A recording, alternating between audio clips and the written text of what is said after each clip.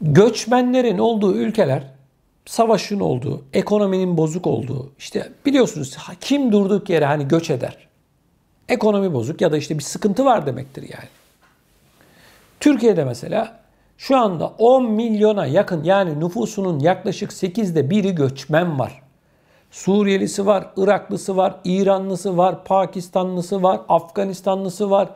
Var oğlu var. Ne kadar yeryüzünde, özellikle Asya coğrafyasında, Arap coğrafyasında ne kadar bitik ülke varsa bunların hepsinin göçmenleri Türkiye'de.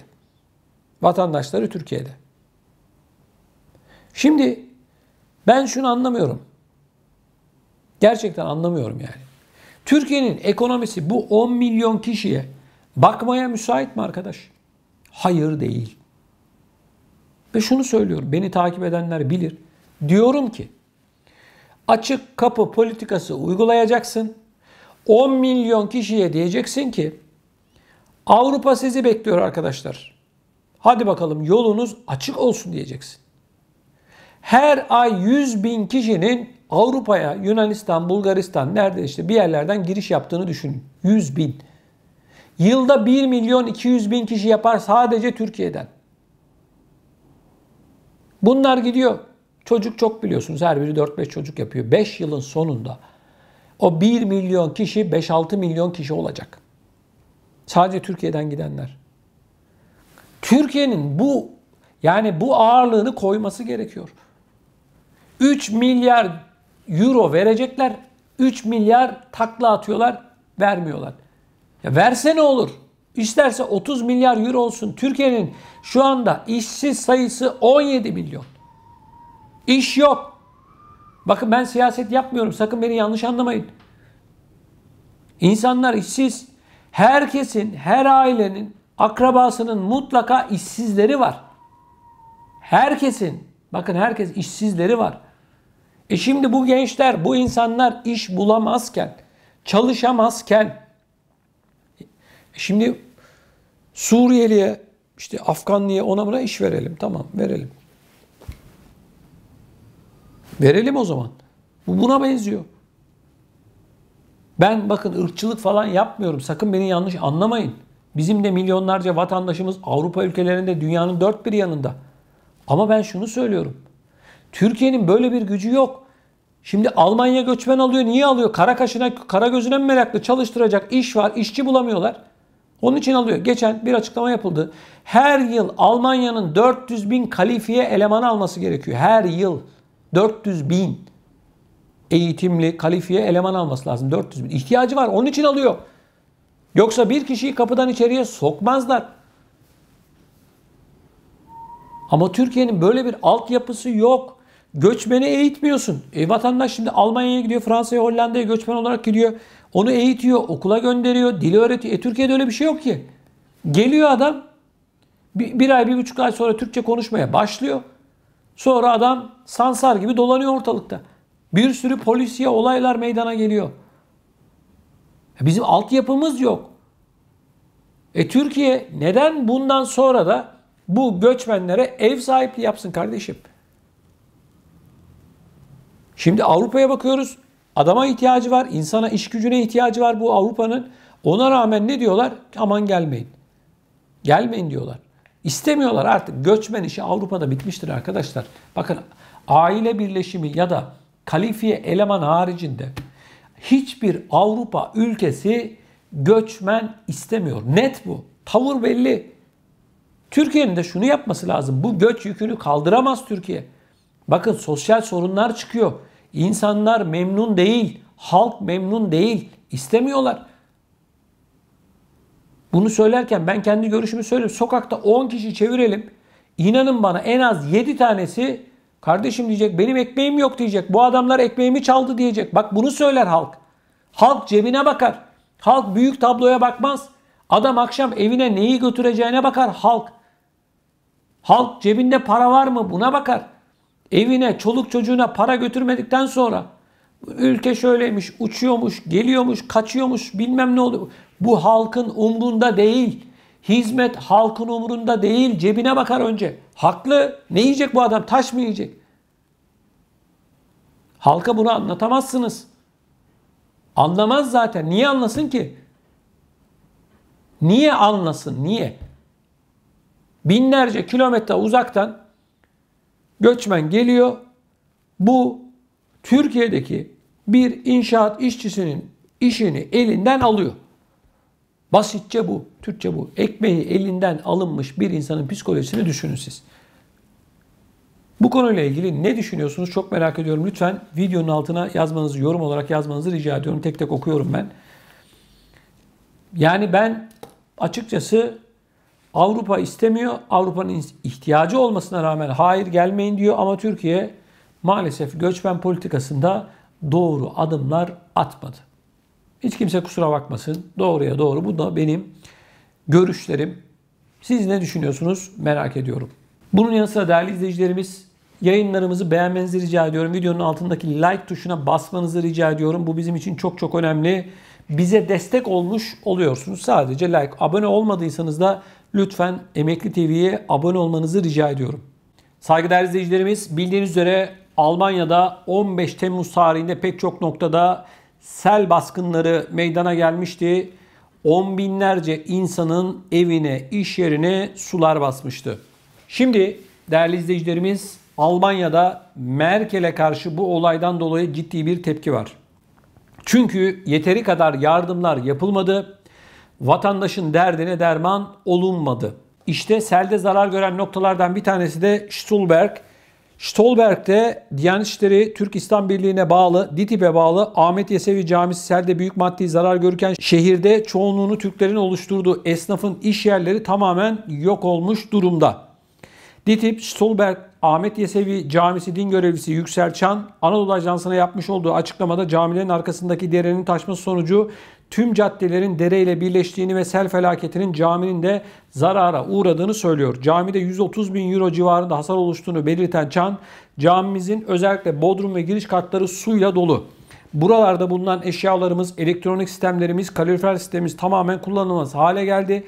2 hafta suyumuz, 1 hafta elektriğimiz olmadı. Şu anda halen gaz sistemimiz çalışmıyor dedi. Bunun yanı sıra değerli izleyicilerimiz, Stolberg'de 10 yıldır fırın işleten Murat Yurtsever'de sel felaketinde iş yerinin tamamen kullanılamaz hale geldiğini, birinci katlara halen elektrik verilmediğini, telefon ve internetlerinin ise kesik olduğunu söyledi. Yurtsever şunları söyledi. O gün saat 18'e kadar çalışıyorduk. Birden su geldi. Su yükselince yukarı katlara kaçtık. Kendimizi zor kurtardık. Bütün gece evde kaldık. Gece su daha fazla geldi. Sabah baktığımızda hiçbir şey kalmamıştı. Tüm iş yerlerimiz su altında kalmıştı. Her şeyimizi kaybettik dedi. En az 100-150 bin euro civarında zararının olduğunu söyledi. Devlet dükkanlara 5 bin euro yardım verdi. Başka bir şey yok dedi. Yaklaşık 2 ay önce meydana gelen Almanya'daki bu sel baskınıyla ilgili maalesef üzücü tablo devam ediyor. Sokaklar çöp dolu, telefonlar pek çok yerde halen çalışmıyor, internet kesik. Şimdi saygıdeğer izleyicilerimiz bakın, Merkel bu selle ilgili olarak sınıfta kaldı. Halk, bu selde zarar gören halk Merkel'e kırmızı kart gösterdi. Bu net. Şimdi baktığımızda bir de şöyle bir kavga çıktı. Sosyal yardım kuruluşları, dernekler bu selde zarar gören insanlara yardım etmek için uğraştılar. Ama devlet yetkilileri bu insanları bu yardım noktasına ulaştırmamak için bu insanların önünü kesti. Toplanan milyonlarca euro var, destek var, yardım var. Ama bu desteklerden hiçbir şekilde bu derneklere para verilerek bu derneklerin de insanlara ulaştırması sağlanmadı. Bununla ilgili de dernekler de hükümete çok büyük tepkiler gösterdiler Almanya'da. Şimdi baktığımızda ne diyoruz? Koskoca Almanya. İşte şöyle oldu, böyle oldu, bilmem ne oldu. İşte halkın kendisi konuşuyor. Ben Türklerin anlattıklarını, söylediklerini size aktardım ama Almanlar bundan daha ağırını konuşuyor. Yalnız bırakıldık diyorlar. Hala çizmelerle, iş elbiseleriyle evlerini, iş yerlerini temizleyen insanlar var. Ne diyor vatandaş? 5 bin euro verdi diyor. 150-200 bin euro zararı var. Adama sen kalkıyorsun 5 bin euro para veriyorsun. Almanya'nın temel sorunlarından bir tanesi de şu: bürokrasi arkadaşlar. Bürokrasi bitmiyor. Kağıt, kürek, hani bitmiyor deriz ya. Gerçekten kağıt, kürek bitmiyor. Yani adama 5 bin euro vereceksin ya. Adama 5 bin tane de takla attırıyorsun. Bakın şimdi yardım yapıldı bazı yerlerde. Vatandaşın çamaşır makinesi ya da işte buzdolabı bozulduysa kendisine buzdolabı verildi. Çamaşır makinesi verildi bazı yerlerde. Bu adama 8-10 sayfalık bir tane form verdiler. Sen bunları doldur. Gerçekten çamaşır makinen yok mu? Şu yok mu, bu yok mu? Ya kardeşim, bu kadar bürokrasiye ne gerek var? Gönder görevli. Kardeşim, bu ev su aldı mı? Aldı. Nerede senin çamaşır makinen? Yok. Belli işte, su basmış. Yok, çalışmıyor. Tamam kardeşim, yaz çamaşır makinesi. Yaz sana bulaşık makinesi. Yaz bilmem ne. Ne yoksa işte yardım edeceksin ya. Ya bu varken bu formu dolduruyor. Gitti bu sosyal yardım buna bakıyor. Diyor ki ha diyor, bu arkadaşın diyor çamaşır makinesi, evet diyor, selde bu kendi beyanına göre zarar görmüş diyor. Sonra bir tane görevli gidiyor. Bakıyor, bu formda yazdıkların doğru mu diyor.